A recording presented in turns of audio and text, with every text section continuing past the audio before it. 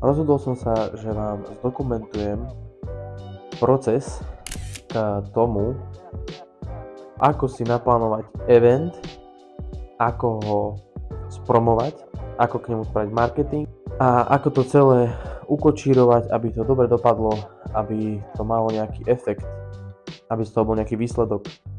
V podstate vlastne ani neviem, či to dobre dopadne, ako to dopadne a či vôbec príde toľko ľudí, koľko by sme chceli, ale v podstate to záleží na tom, ako vyjde kampaň, ktorú som si pripravil na tento event. Dlhšie som rozmýšľal nad tým, že by som chcel niečo spraviť svoje. Dlhšie som rozmýšľal nad tým, že by som chcel spraviť event, ktorý by bol pre ľudí a vôbec ma nevedel napadnúť, že čo by som mohol také spraviť. Čo by bolo vhodné pre tých mojich známych, pre ľudí, ktorými trávim čas. Posledné obdobie, ako som bol vlastne na ČSOB maratóne, tak som zistil, že ma baví behať. A zakrátko, ako som bežal tú trasu, ktorú som vymyslel pre ten event, tak som si povedal, že ja môžem spraviť beh. Že prečo by som nemohol spraviť beh? A tak vznikol v mojej hlave projekt, ktorý sa volá Nápadite. Volá sa, že Hill Climb Brestová.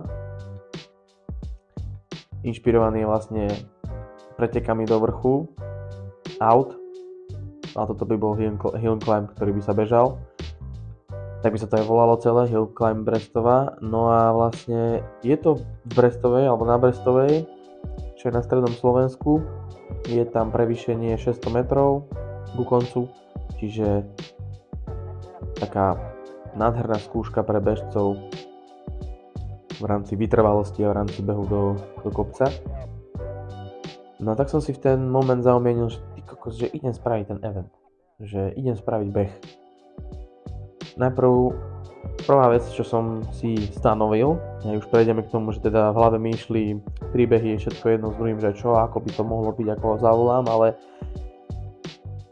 ešte som nerozmýšľal nad jednotlivými bodmi, že čo a ako, ale prišiel som domov po tom behu a hneď som to povedal otcovi, lebo otco má skúsenosti s festivalmi, takže mal nejaké organizačné skúsenosti, takže som sa spýtal jeho na názor a on povedal, že je to bomba, že sa mu to páči a že by sme to mali teda začať riešiť.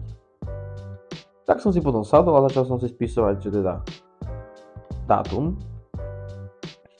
Hej, prvá vec, ktorá vlastne bol teda ten dátum.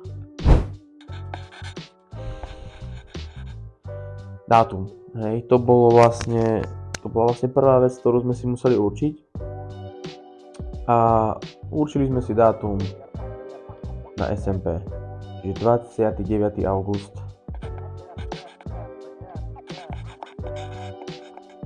Bol môj dátum, ktorý som si vybral, je to štvrtok. Píšem ako doktor. Je to štvrtok. Behalo by sa vlastne od 9. do poobedia, aby sa to ukončilo. Inšpiráciu som mal vlastne z toho ČSOB ráno, že sa to bežalo sa to ráno vlastne o 9. a o 12. už to bolo dobehané, alebo tak o 1, lebo tam bol aj polmaratón, aj celý maratón a tak. Ale v podstate som to chcel do obeda, beží sa to cez les, čiže nebolo by tam tak teplo.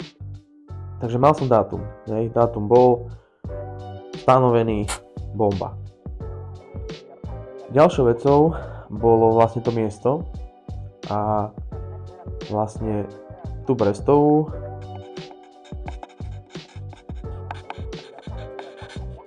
bolo treba dohodnúť, hej, má to tam jeden majiteľ, ktorého poznám, s ktorým som vlastne sa potom stretol na takej turistike a som povedal, že mám pre neho niečo, čo by bolo zaujímavé spraviť a on povedal, že on je za všetko, čo je pre ľudí, tak sme si zavolali, prišiel som za ním.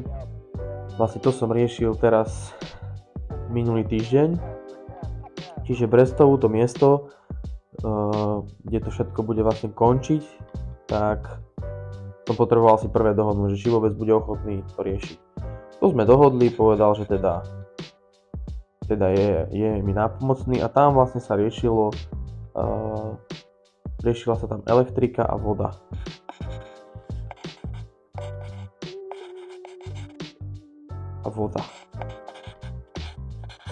To všetko vlastne mi bol ochotný poskytnúť, čo bolo úžasné. Plus mi vie vlastne tento človek dohodiť, aby tento beh bol aj v televízii. Nech sa páči. Televízia, hej. Čiže to si môžem dať tiež check. Čo je vhodné pre ten projekt, si myslím, lebo myslím to s ním vážne a chcem to aj ďalej budovať, nejakú tú komunitu okolo toho, čiže v rámci tejto Brestovej bola voda, bola elektrina, bol vlastne vyriešený aj nejaký post v telke a vlastne on mi ešte vie aj dohodnúť moderátora.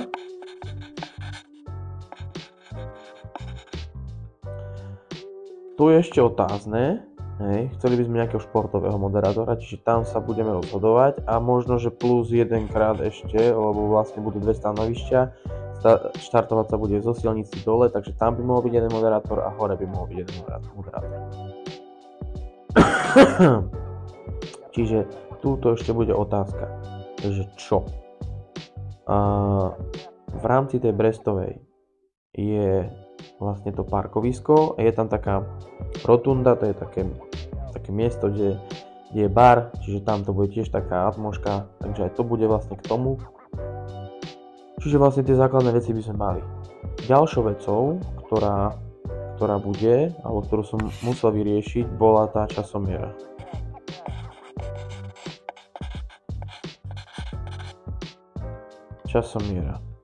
Hej.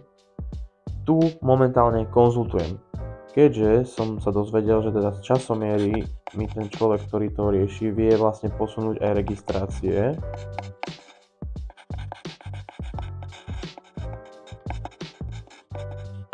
registrácie vlastne vedia riešiť aj tú platobnú bránu, čiže aj platby a vedia riešiť aj čísla. Takže keď sa toto dohodne, tak v podstate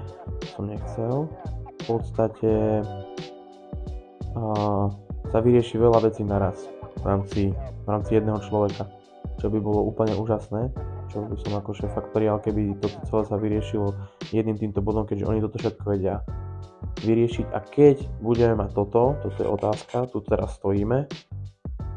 Toto je v rámci komunikácie dodnes, vlastne teraz je 16.5. Tak dneska čakám, alebo zajtra odpoveď, teda, že čo mi všetko budú vedieť riešiť. A keď sa toto vyrieši, tak vlastne tento dátum,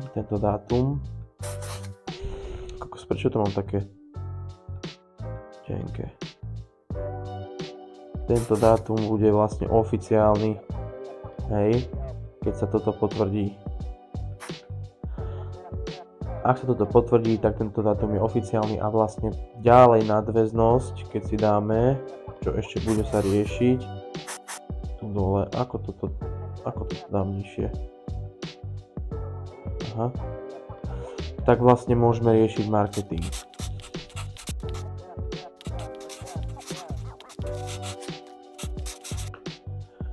Marketing bude vlastne ďalší krok k tomu, ktorý vám tiež budem celý ukážem, že akým štýlom to budeme riešiť. Takže toto je zatiaľ všetko do teraz, čo sa vyriešilo. V podstate ešte teda môžem spomenúť, toto vymažem. Dneska vlastne som dohodol catering.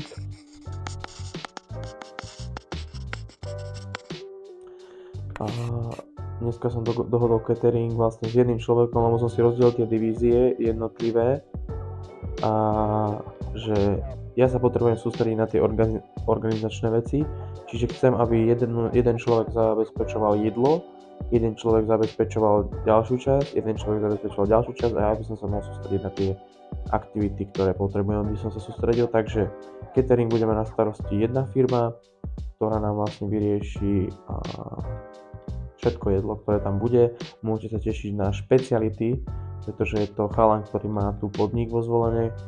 Mena budem odkrývať potom neskôr. A vlastne bude to niečo iné, nebude tam guláš a podobne, ale budú tam fakt pestré jedlá, bude tam Ázia. Ale to sa nehajte prekvapiť, čo bude ďalej k tomu. No a takže dneska som to dohodol, on mi hodil tip na firmu, ktorú by som mohol osloviť v rámci spolupráce alebo teda možno nejakého sponzorstva, a to je Kofola. Oni vraj radi sponzorujú takéto akcie, takže Kofola pôjde mail s eventom a uvidíme, že čo. Mám v pláne aj Red Bull osloviť. Mám v pláne viacej firiem osloviť, ale toto by som videl tak na najbližšie. Čiže tieto moje videá môžete brať ako proces mňa ku tomuto eventu a vy si z toho môžete pobrať nejaké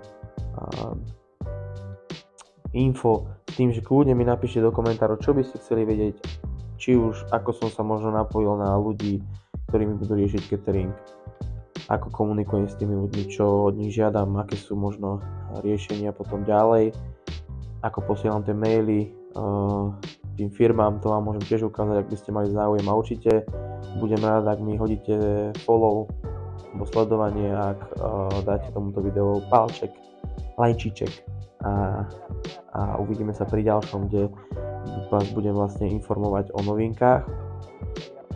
A kľudne ma môžete začať sledovať na sociálnych sieťach, kde budem pridávať v podstate také denné veci, že čo sa udialo. Ale ešte nemám vytvorenú žiadnu sociálnu sieť k tomuto projektu, takže zatiaľ to ešte nebudem dávať, ale spomenul som to, že to bude v nejakom období, takže stay tuned na toto, zatiaľ ma môžete sledovať na YouTube, budem rád. Takže prajem ešte pekný zvyšok dňa. Peace.